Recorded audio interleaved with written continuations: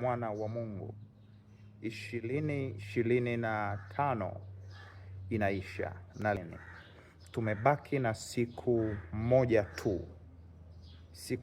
tu kumaliza siku 360 na kadhaa.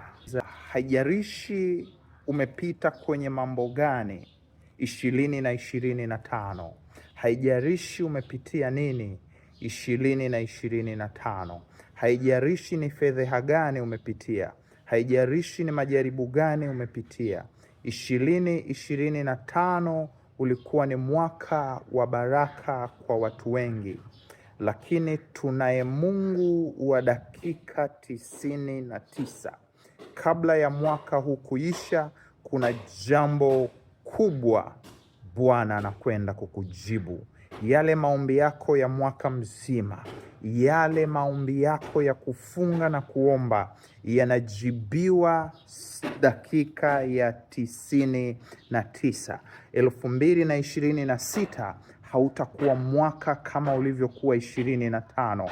Ni mwaka mpya na mambo mapya, ni mwaka wa mambo mengine yajayo, mwaka wa kukushangaza. Mungu anakwenda kukushangaza kwa sababu anasema kwenye ile Ayubu, aliko tumaini kwenye mti uliokatwa nao utachipua tena, na sio kuchipua tu, mti huo utazaa matunda.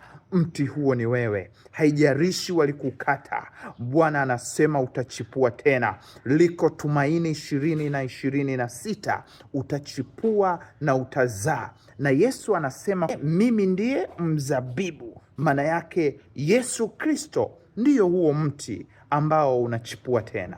Liko tumaini, mti uliokatwa unachipua tena.